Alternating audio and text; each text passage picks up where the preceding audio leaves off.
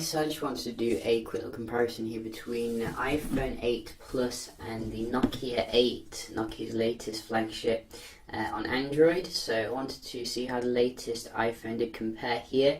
We can have a look at that in a bit. We can just see first we have closed everything down, and we're just going to go through some basic apps here, see how they do respond.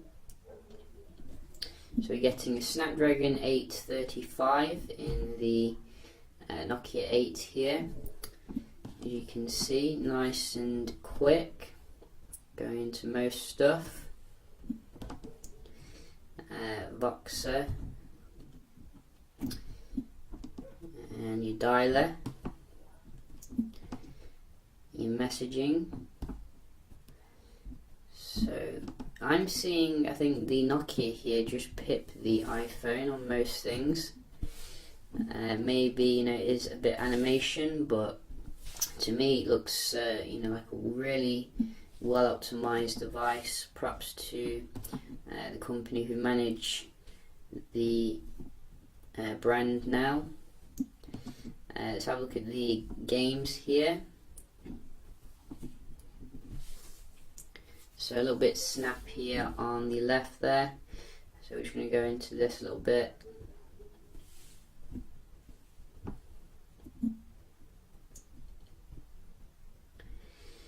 And start a new game.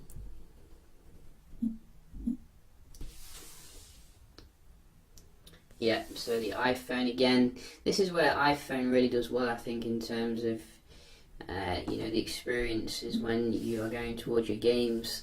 It seems to just be that bit more responsive, I think. Although I have noticed some weird bugs with iOS 11. Like, for example, sometimes the screen flips horizontally, even though we're using it in a portrait kind of mode. So maybe they have to work those things out. So I think you can see we're in this one quicker as well. Or maybe not. I think that was a Nokia actually. And Slither.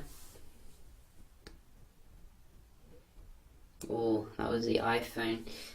So a little bit back and forth this time for the games, but props to Nokia, in terms of bringing a very quick experience, I think, to the general day-to-day stuff. Now, what I was actually talking about here, in regards to the screen, you can see, look how nice and well optimized the Nokia does actually look here in terms of the content. Let's just go to a web page and I can show you. So let's just go to,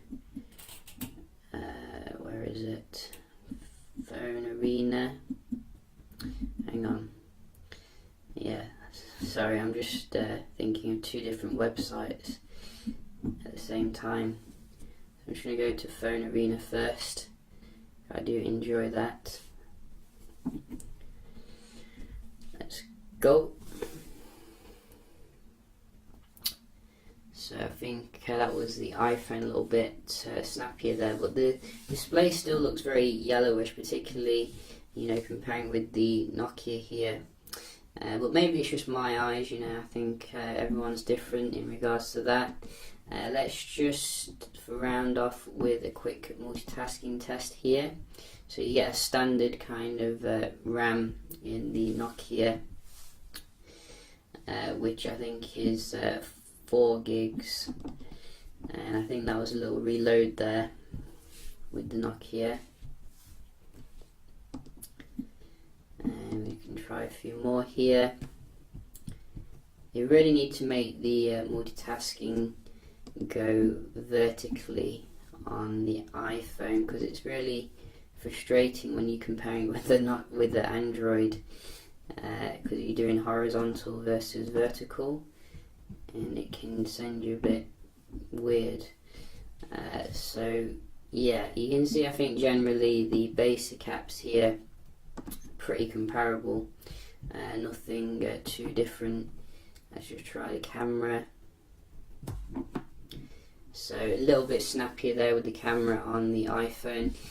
I do think probably going forward you are going to get better support with the iPhone, because obviously we don't really know who HMD is and if they're going to long-term support the phone.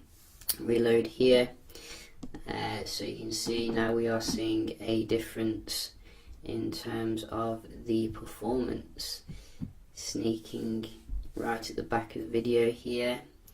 Oh, it kept that one though, which is good. So yeah, as I was saying, I think if you're looking for your long-term Nokia software support, I think the Apple is a safer choice.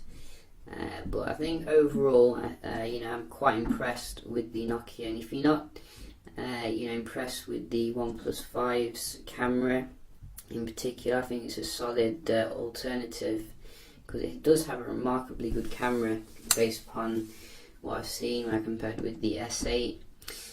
So yeah, just a quick little comparison here between the iPhone 8 Plus and the Nokia 8. I think Nokia is also rumoured to be coming out with a Nokia 9.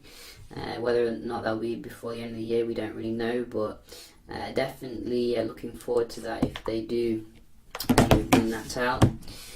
So yeah, just a quick comparison here. Hope you found it helpful, and I'll see you in the next one. Cheers.